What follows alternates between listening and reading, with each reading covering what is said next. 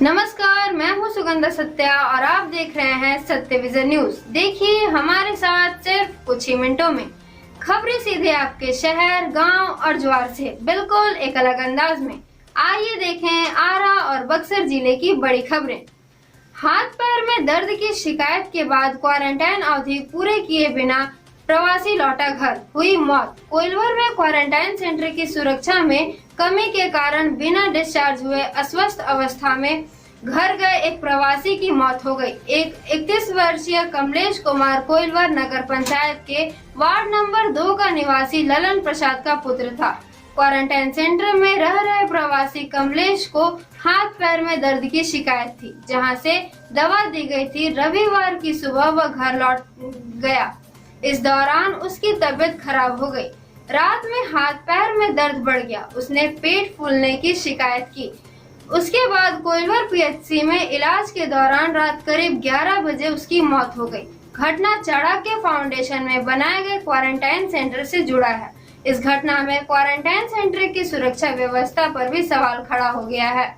कमलेश की मौत के बाद पीएचसी का एम्बुलेंस शव को लेकर मृतक के घर पहुंचा, लेकिन नगरवासियों ने बिना जांच के शव लेने से इनकार कर दिया, जिसके बाद स्वास्थ्य कर्मी शव को वापस लेकर पीएचसी लौट आए, जहां से शव को सदर अस्पताल भेजा गया। परिजनों ने बताया कि रविवार की सुबह कमलेश सेंटर से बिना किसी को बताए घर आ गया था। उसने हाथ पैर में दर्द की बात की थी।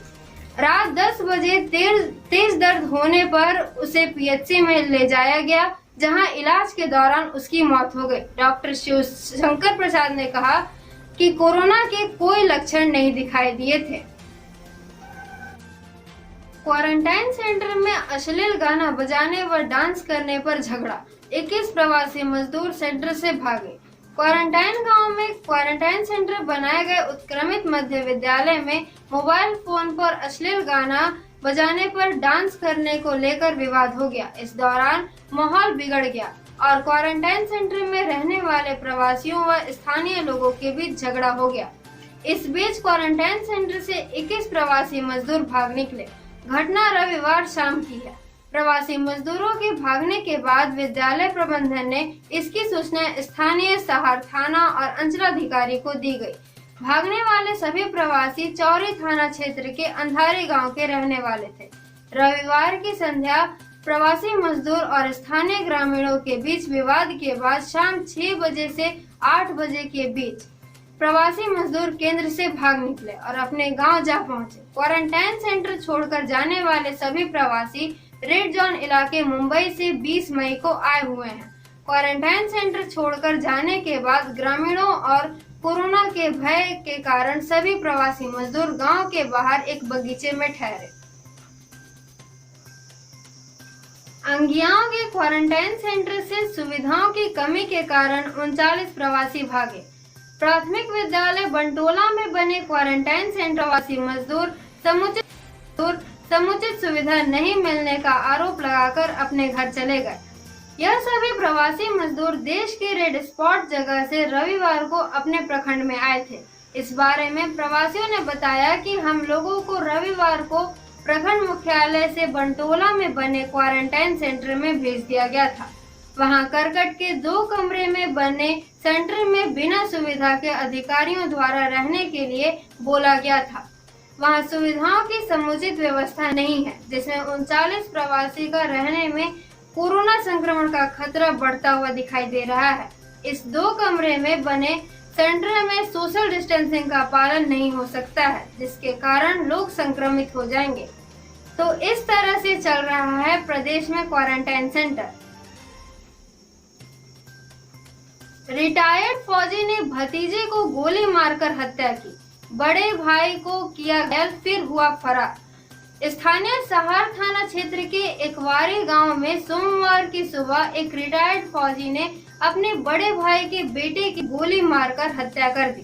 फौजी ने बीच बचाव करने और अपने मझले भाई को भी गोली मारकर जख्मी कर दिया, जिसका ग्रामीण के सहयोग से इलाज के लिए सदर अस्पताल आरा ले जाया गया। एक ही परिवार में भतीजे की हत्या और चाचा को जख्मी करने की वारदात के बाद इलाके में सनसनी फैल गई। सूचना पाकर सहार, चौरी और अजीमाबाद थाना की पुलिस ने मौके पर पहुंचकर आरोपी को पकड़ने के लिए छापेमारी की, लेकिन आरोपी फौजी पुलिस को चकमा देकर फरार हो गया। प्राप्त जानकारी के अनुसार सोमवार की सुबह अखिलेश यादव और भूवर यादव का 19 वर्षीय पुत्र विक्की कुमार घर के आंगन में नहा रहा था। इसी बीच आरोपी फौजी अवधेश यादव ने भतीजे विक्की को गोली मार दी। बताते चले कि भाइयों में पहले भी संपत्ति को लेकर लड़ाई हो चुकी है। इसमें 2 बार पंचायतें भी बैठाई गई थी। बक्सर जिले में ट्रेनों से पहुंचे 8,595 प्रवासी, पैदल पहुंचे 7,590 लोग, 55 एक्टिव केस।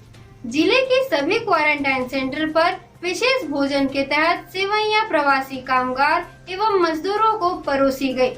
यह व्यवस्था ईद को लेकर जिला प्रशासन की ओर से की गई थी।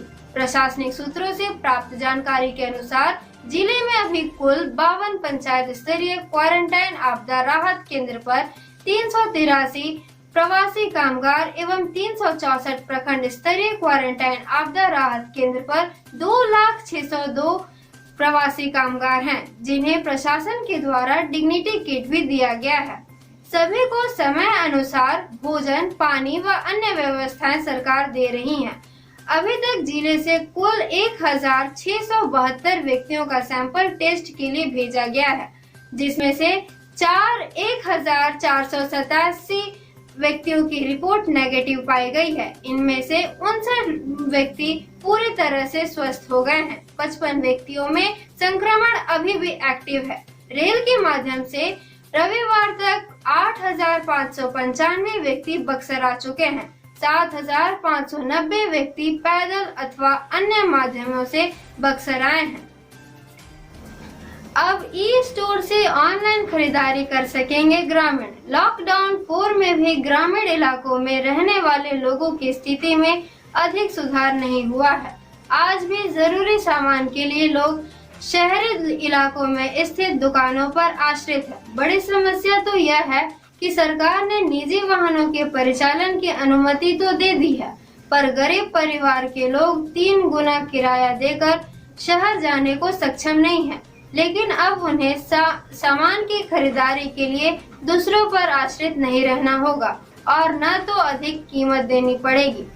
गांव के लोग अब घर बैठे किराना सामग्री व अन्य जरूरी वस्तुओं को ऑनलाइन ऑर्डर देकर घर मंगवा सकते हैं। घर पर ऑर्डर की गई सामग्री पहुंचने पर कैश ऑन डिलीवरी के तहत मूल्य का भुगतान करना होगा। डिस्ट्रिक्ट कोऑर्डिनेटर अशोक कुमार सिंह और उदय प्रकाश द्विवेदी ने बताया कि जिले के 142 पंचायतों में कुल 370 की संख्या में सीएससी मौजूद है, जिनमें से अब तक 150 सीएससी का ग्रामीण की वेबसाइट पर निबंधित हो चुका है। जिनका रह गया है उनका 1-2 दिनों के अंदर रजिस्ट्रेशन कर दिया जाएगा। कोरोना वॉरियर्स को सम्मान पत्र से किया गया सम्मानित। कोरोना त्रासदी के बीच अपने कर्तव्य पर डटे मानवता की सेवा करने वाले पुलिस, स्वास्थ्य विभाग व अन्य जरूरी सेवाओं के कर्मी अब लोगों की नजर में रियल हीरो बन गए हैं। लोगों द्वारा इन्हें काफी सम्मान की नजर से देखा जा रहा है। सोमवार को भाजपा महिला मोर्चा की नवचयनित जिला अध्यक्ष शीला त्रिवेदी ने कोरोना काल में बेहतर सेवा कर मानवता को राहत पहुंचाने वाले पुलिस कर्मियों को सम्मानित किया। उन्होंने पुलिस कर्मियों को भाजपा द्वारा जारी किए गए सम्मान पत्र सौंप उनके प्रति कृतज्ञता जताई। मोर्चा अध्यक्ष ने डुमरांव थाना अध्यक्ष संतोष कुमार समेत सभी पुलिस कर्मियों को सम्मान पत्र सौंप कोरोना त्रासदी के बीच अपने कर्तव्य पथ पर डटे रहने के लिए आभार जताया। शीला त्रिवेदी ने कहा कि कोरोना काल में इनकी सेवा देश के लिए जरूरी है।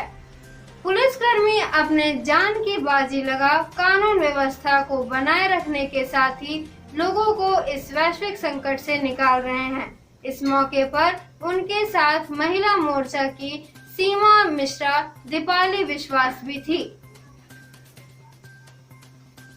ईद पर न ईदगाह खुला, न ही एक दूसरे से मिले लोग। सोशल डिस्टेंसिंग मेंटेन कर मनाया गया त्यौहार।